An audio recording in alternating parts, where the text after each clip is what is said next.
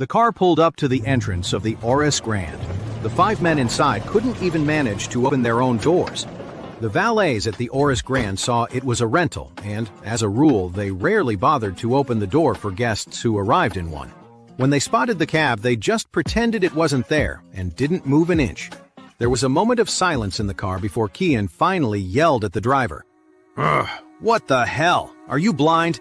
Aren't you going to help us open the door?" The driver, a little annoyed, shot back. You can pay the fare first, 10,000 like you said."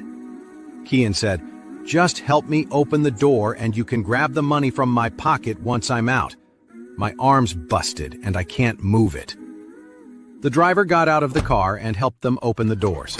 One by one, 5 men, their heads covered in blood, finally stumbled out of the car.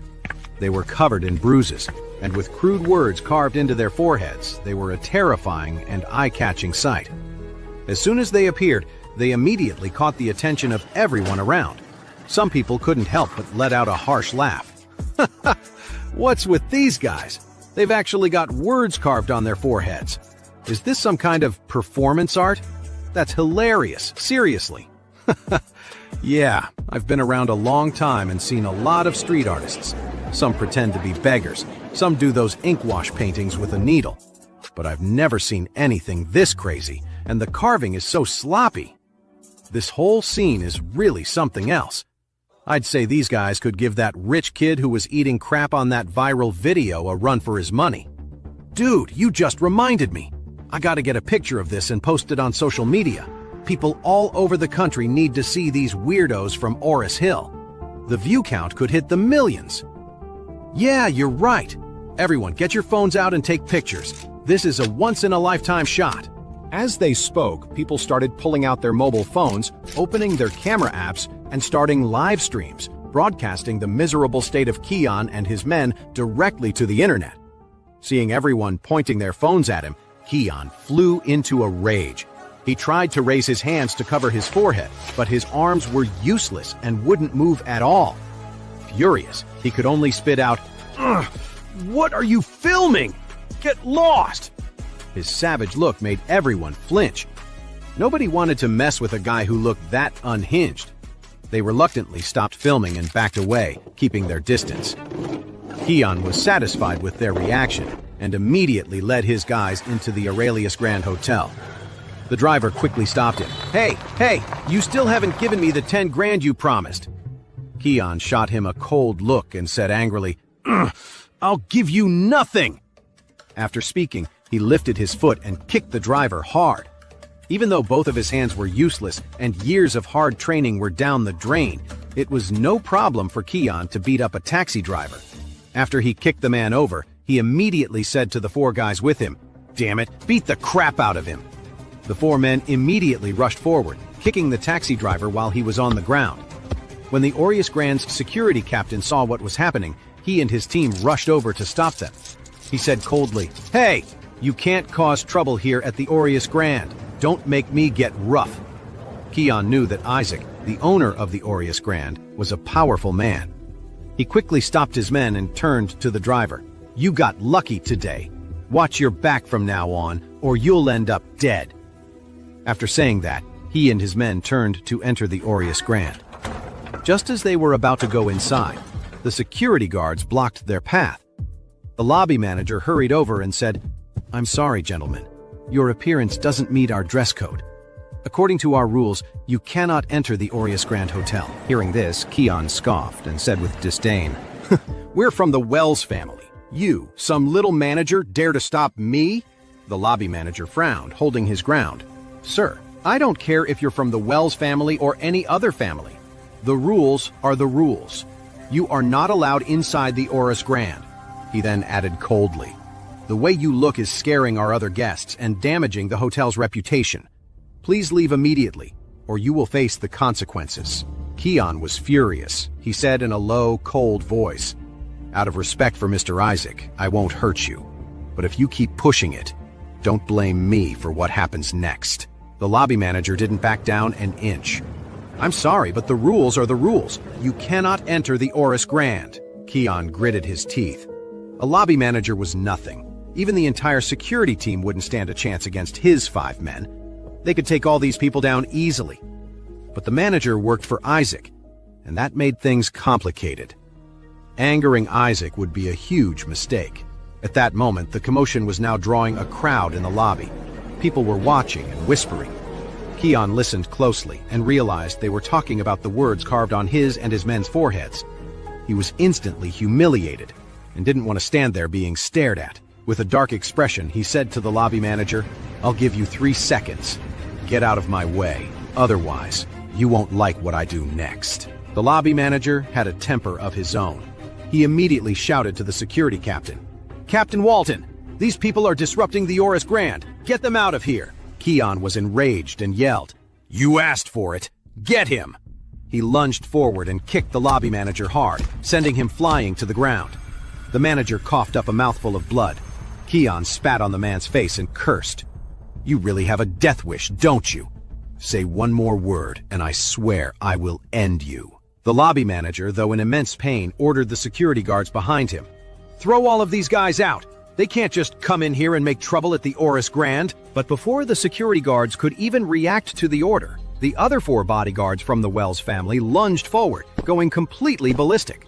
These guys had taken a serious beating from Charlie earlier and were seething with pent-up rage. Now, they finally had a target. They completely lost control, unleashing all their fury on the security team, as if beating these men to death was the only way to get some release. Even though Charlie had cut off their hands, they were still elite fighters.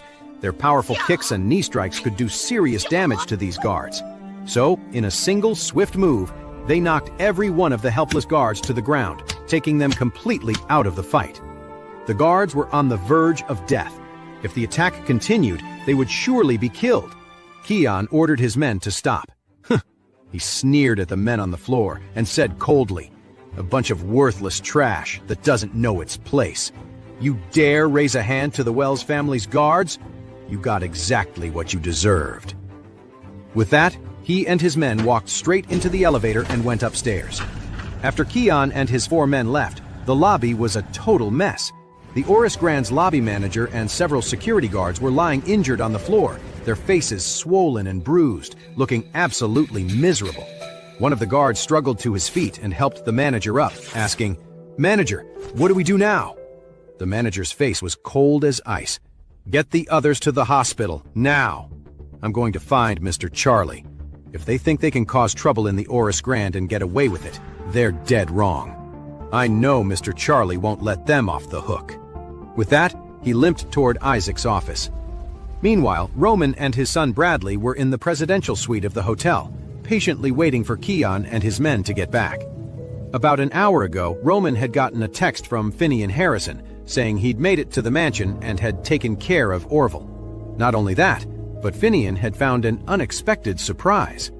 Charlie's good-for-nothing old master was also eating at the mansion. This news made Roman very happy. He figured he could use this chance to get rid of Charlie's father-in-law first. But now, almost an hour had gone by, and Finian Harrison still hadn't reported back. Roman started to realize something was wrong. He tried calling Finian Harrison, but there was no answer. Then he called Kian, and again, no one picked up. The truth was, the phone was right there in Kian's pocket, but with both of his arms completely useless, there was no way for him to get it out. It was the same for the other 4 men. They were all completely helpless. If it had just been their fingers that were injured, they might have been able to use them to slide and answer the phone. But now, with their entire arms unable to move, it was a total mess. Roman couldn't reach Kian, and he started to get nervous. Kian was incredibly strong. He'd never met his match before. He couldn't have been taken down, right? Bradley frowned and turned to his father, Roman. "Dad, we haven't heard a thing from Finian. Do you think something happened to Kian and his guys?" Roman shook his head confidently. "No way. Kian and his men are all trained fighters. They're incredibly powerful. In all of Orris Hill, there's no one who could possibly be a match for them." As he spoke, he pulled out his phone and tried calling Kian again. A moment later, he heard a cell phone ringing from just outside in the hallway. While he was still wondering about the phone, the doorbell rang. It was Elias Hendricks, one of Kian's crew, pressing the doorbell with his forehead. When Bradley heard the doorbell ring, he blurted out, "That must be them! They're back!" He rushed to the door, swung it open, and just froze. Roman strolled over, still smiling. "What's the problem? A nobody like Orville doesn't stand a chance against Kian." He then turned to his stunned son at the door and lectured him. "You can't let things rattle you. If you want to handle big things in life, you have to stay calm. You need to remember that, understand?" Bradley swallowed hard. He pointed a trembling finger at the 5 ghost-like figures outside. "Dad," he said blankly, "you need to come see this." "What is there to see?" Roman said dismissively. "Are they back from Classic or not? Why are they just standing out there? Let them in so they can tell me exactly how they took care of Orville." Hearing this, Bradley instinctively took a step back to make room. Kian and the 4 men with him summoned what little courage they had left. Cradling their broken arms, they shuffled inside, their heads hung in defeat. When Roman saw the 5 of them shuffle in, he was completely stunned. The cup of coffee in his hand slipped from his grasp, crashing to the floor.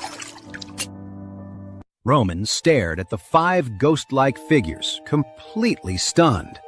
"What happened to you guys? What's with your foreheads?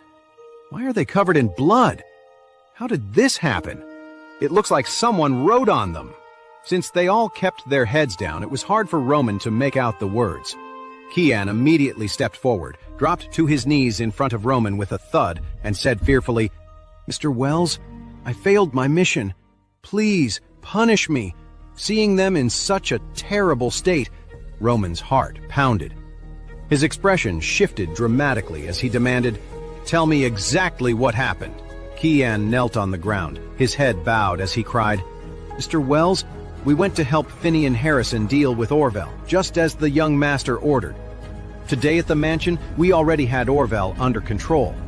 We even captured Jacob, Charlie's father-in-law. But then, shocked out of nowhere, Charlie stormed in. Speaking of this, he wept bitterly and said, 'Mr. Wells, that Charlie's strength is just too much. I was no match for him. Even with all 5 of us, we couldn't beat him at all. Not only did he break all of our arms, but he also carved words into our foreheads.'" Roman was floored. Stronger than Kian? Is that guy even human? He was trembling, his face a mask of disbelief. "Even you aren't a match for Charlie? That piece of trash. He's that strong?" As he said it, he remembered the carving and hurriedly asked, "Carving? What did he write? Look up, let me see." Kian and the others hesitated for a moment, but they didn't dare disobey Roman's command. They could only lift their heads, their faces ashen, their expressions more tragic than a funeral. Roman and his son stared at the men's foreheads, and they suddenly erupted in fury. As they stared at the incredibly humiliating words, their faces went white with fury. Roman had lived a long time. He had seen all kinds of punishments, and he had even seen many people who died tragically. But he had never, ever seen anything like this. This is so cruel, carving words on someone's forehead, and such humiliating words at that. It's enough to make your skin crawl and send shivers down your spine. Roman was panicked and furious. He demanded, "Ugh, was this all that loser Charlie's doing?" Kian knelt on the floor and said, "It was the artistic penmanship he had Orville do. He also told me to give you a message. He said that if you want to come after him, fine. But if you dare to touch anyone close to him, he'll make sure the Wells family never recovers." When Bradley heard this, he couldn't hold back his rage. He gritted his teeth and said, "Dad, who does Charlie think he is? Threatening to take down our whole family. What a big talker. How can we save the Wells family's reputation if we don't kill him?" Roman's expression turned icy. He said, "Do you really think it's that easy to kill him? These 5 men have been completely disabled. You and I are here in Orris Hill all by ourselves. We don't even have a single bodyguard now. If Charlie shows up at our door, how are we supposed to fight back?" Just a moment ago, Bradley, who was acting all tough about killing Charlie, turned pale with shock. He stammered, "Dad, we need to get out of here, now." Roman glared at him, annoyed. "What are you panicking for? This is the Aureus Grand. I refuse to believe that loser would dare to kill someone on the East Cliff Wade family's property. If he actually tries to come here, the East Cliff Wade family will never let him get away with it." Just then, the lobby manager, who'd been beaten half to death by Kian, staggered to the door of Isaac's office, propped up by a few employees. He knocked, and as soon as he stumbled inside, Isaac saw how badly he was hurt. "Manager, what happened?" Isaac blurted out. The manager said angrily, "Mr. Isaac, some of Roman's bodyguards just stormed into our hotel. They attacked me and some of the security guards in the lobby." "What?" Isaac frowned. "What are you talking about? The Wells family and his son are staying in our presidential suite, and so are their bodyguards. Why would they break into the hotel to start a fight?" The manager quickly explained. "Well, it seems like a few of them had just gotten into a fight somewhere else. They were covered in blood, their arms were broken, and someone had carved something into their foreheads with a knife. They were a bloody mess, looked totally disgusting. You know our hotel has a policy against letting in guests who are dressed inappropriately, so I tried to stop them." Isaac's frown deepened. He'd heard about the Wells family's bodyguards. They were supposed to be exceptionally tough. In all of Orris Hill, even Isaac's own security team might not be a match for those 5 guys. So when he heard their arms were broken and their foreheads had been carved up, he was stunned. He couldn't wrap his head around it. When did Orris Hill become home to such a sleeping giant? Was there really someone out there powerful enough to take down all 5 of the Wells family's bodyguards? What kind of insane strength would that take? Thinking about it, he said to the manager, This is really strange. Don't worry, I'll make a call and get it checked out." Isaac had eyes and ears all over Orris Hill. He quickly grabbed his cell phone, dialed a number, and said in a cold voice, "I need you to find out what the Wells family's bodyguards were doing in Orris Hill tonight. I want a full report in 5 minutes." 3 minutes later, Isaac's phone rang. What he heard on the other end of the line hit him like a bolt of lightning. It turned out the Wells family's bodyguards had gone to the mansion tonight to try and rough up Mr. Orville. But, in a shocking twist, they were taken down by his young master, Charlie. All 5 of the Wells family's top guys were actually defeated by the young master? Oh my God! Mr. Wade is that powerful? Isaac was terrified. A wave of pure rage washed over him. The Wells family, so bold. Mr. Orville had been with the young master for a long time. He was practically part of the Wade family. How dare the Wells family come to Orris Hill to go after Mr. Orville, and even clash with his own young master? Did they have a death wish? And then, after that whole group went to attack Mr. Orville and got put in their place by the young master, they had the nerve to beat up the lobby manager of the Aureus Grand? What the hell were they thinking, trying to provoke the Wade family to the bitter end? The thought made Isaac furious. He had even shown the father and son some respect by letting them stay in the presidential suite at the Aureus Grand. If the young master found out about this, what would happen if he held him responsible? The angry Isaac wanted nothing more than to storm up to the presidential suite where the Wells father and son were staying and break both of their legs. But when he remembered that the young master was also involved, he knew he couldn't act on his own. So, he immediately called Charlie. When the call connected, Charlie had just pulled the car over. After the old master got out of the car, Charlie said to him, "Dad, I'm just going to take this call. I'll be right behind you." Jacob nodded and said, "Go ahead. I'll just have a smoke out here and wait for you." Charlie nodded. The old master stepped away for a smoke, so Charlie sat in the car to take a call. The moment the call connected, Isaac quickly asked, "Mr. Wade, I heard you had a run-in with the Barnes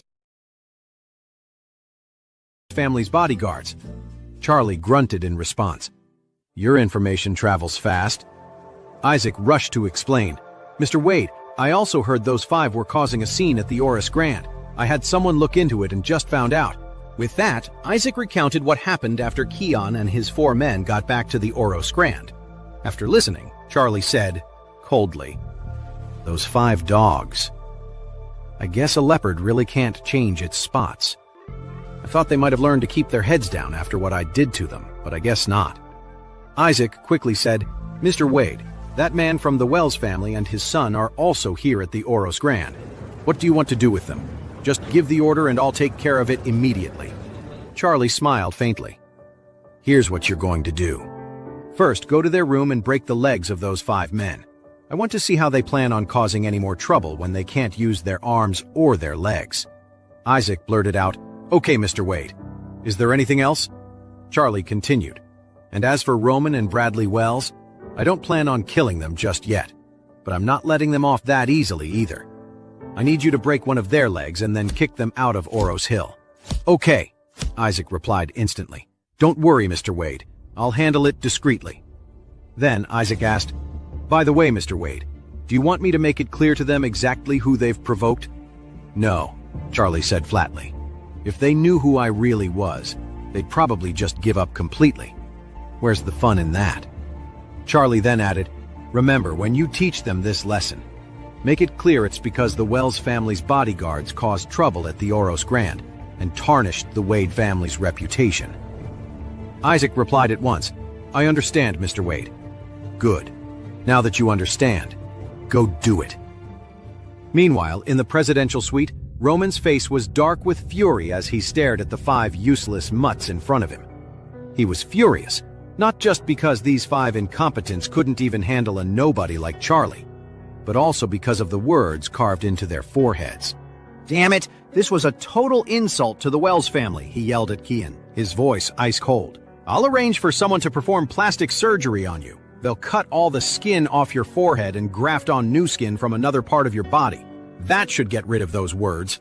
Kian nodded quickly, his voice trembling as he said, "Thank you, Mr. Wells." Rahman used to have some respect for Kian, but now he couldn't stand the sight of him. So he said coldly, "I'm bringing in a new group of bodyguards from the family, and you all can just disband on the spot." "Disband on the spot?" Kian blurted out. "Mr. Wells, are you trying to fire us?" Rahman frowned and asked, "What else? You expect me to keep you on as bodyguards? Can you still even be bodyguards looking like that?" Kian blurted out. "The 5 of us have been with you for so long. We've put our lives on the line for you, prevented countless disasters, and taken a lot of hits. Today, we got taken out by Charlie, and it all happened because we were following your orders. How can you just abandon us now and tell us to disband?" Rahman shot back. "Why not? If I don't fire you, what am I supposed to do? Keep you on the payroll?" As he spoke, Rahman added with disgust, "Don't give me that useless crap. I'll give you $500,000 in severance. If you know what's good for you, you'll take it and get out. If you don't, then don't blame me for being rude."